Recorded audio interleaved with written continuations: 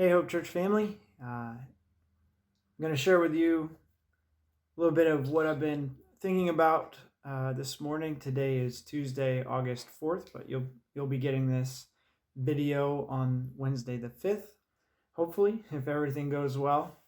But as you know, or maybe you don't know if you didn't watch the video when I was teaching a couple weeks ago, studying the book of Mark because our Koinonia group is going to be working through that book together. And this morning I was focused on Mark chapters 6 through 8, and just want to share a reflection from that. But I'll start by saying this: our culture, our world, the times we live in, when we have a problem, when there is something going on in our lives that isn't right, the culture says that you possess the ability to look within and find the solution to your problems or to your addictions or to your, you name it, any number of things. And so a basic premise to who you are as a person is that you possess this inward perfection. And part of life is trying to get there, trying to find that inward self in order to make your life better, more complete, or perfect. This is a completely antithetical approach to how the Bible describes humanity.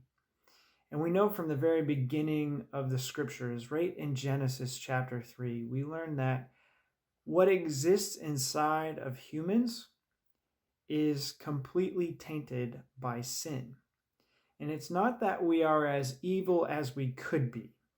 And God is gracious to us in that there is restraint in our sinfulness, but that the effects of sin in humanity is total. There's no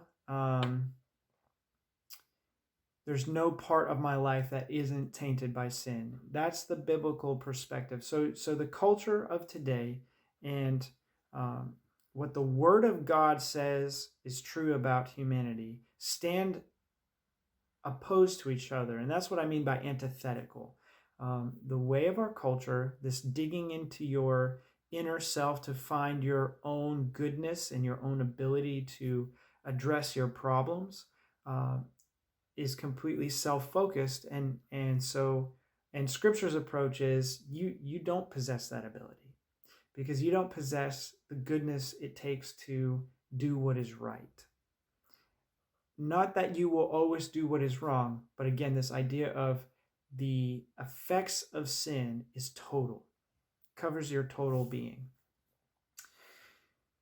And Jesus actually teaches about this when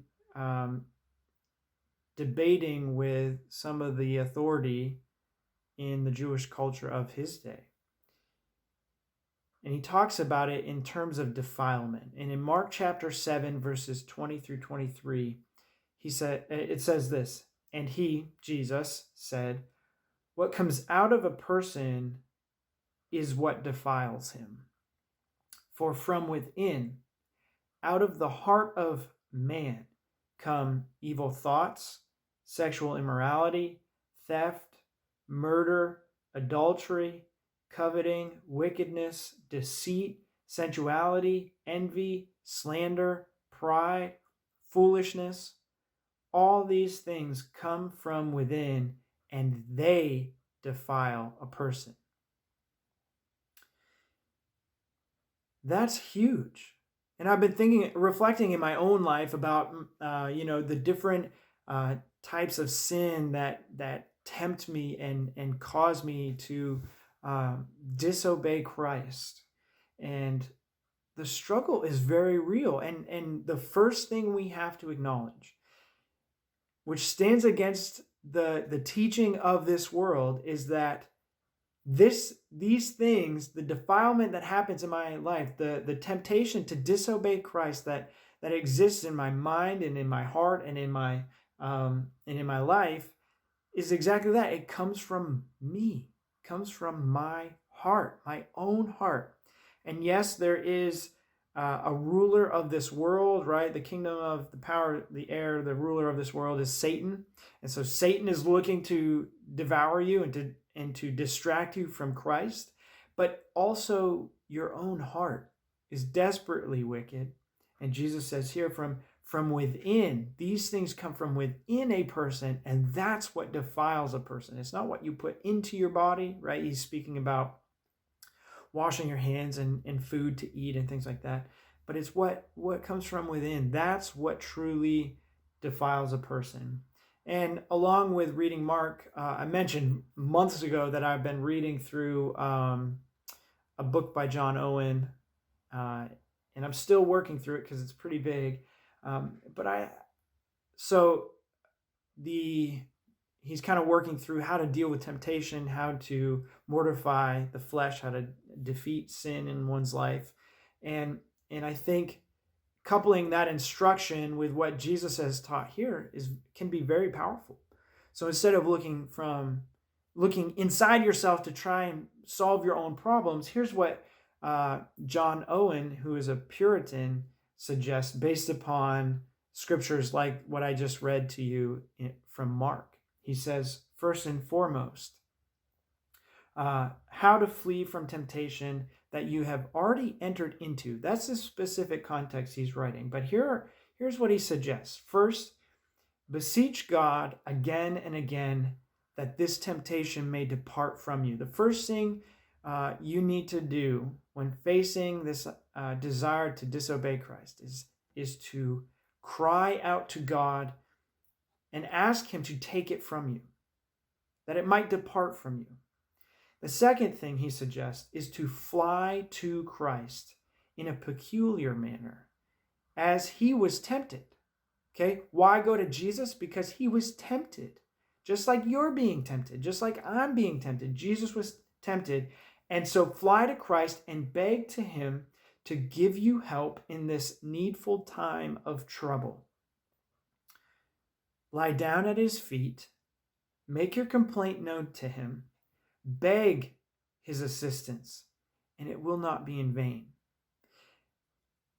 I've confessed before to you that I struggle to allow my relationship with God to be personal and intimate.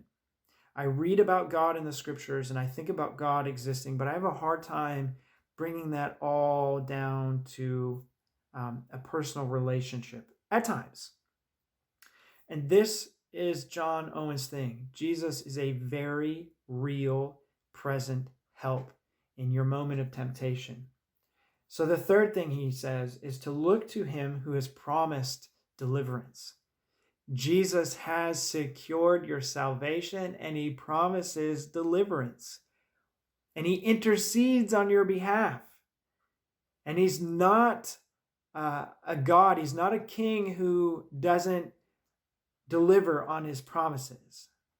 And so as you cry out to God that he would take this temptation from you, as you fly to Christ who was tempted in every way and did not sin, and you make your complaint known to him, and you lie down at his feet, and you beg for his assistance, trust that the promises he makes known to us in the scriptures are going to come true. Trust that Christ is going to help you. And then fourth, the prescription from John Owen in light of passages like from Mark chapter 7. Consider where the temptation wherewith you are surprised. So if this temptation kind of comes upon you and you're surprised, knowing that the defilement comes from within, John Owen says, consider where the temptation has made its entrance into your life and by what means. And with all speed, make up that breach. And he goes on to suggest, filling your heart with not just the scriptures, but specifically with the gospel of Christ and preaching that to yourself in those moments of temptation and things like that. Why? Because it is Christ that died. He died for such sins as these. And so that's my encouragement to you. I know that a lot of what, because of how we've had to live for the last several months, you have had to own your spiritual development, and there's no way getting around that right now. You've got to be doing your own studying. You've got to be in the scriptures. You got to be dealing with things. And of course, we're always available to help with specific needs, and we have been doing that, some counseling and things like that. But as you consider your life and you think about how to continue living in obedience to Christ, and as you consider maybe the things that tempt you, remember that it's the temptation, the desire for defilement, right? The desire for disobedience, it comes from within. Our sin causes all kinds of problems for us. And so the only way to live obediently is to look without, is to look on the outside of who we are, or what's inside of us, to use some other resource. And the only resource that is available to us that provides the truth, that provides a means of escape, is the Word of God. And if you are not filling your heart, your mind, your life with the Word of God, those temptations will overrun you. And so I'll leave you with that. Don't look to yourself, but look to Christ. Look to God. Look to His Word to fill you full of the things that are going to help you to live in obedience to Jesus, the author and perfecter of our faith. And be encouraged, because Jesus has made a promise. He's made a new covenant in His own body and blood, and it is sealed permanently, and you are a part of that. So take hope, take courage today. Lay at the feet of Jesus. Cry out for deliverance. Hope in the promises that are given to us through the Word of God. And with all of your ability, breach the gap. Wherever that temptation is, wherever the sin has fallen upon you, bridge that gap. Fill those things with the gospel, the good news of Jesus Christ, because it is Christ that died for such sins as these. I love you. I hope you're well, and be encouraged.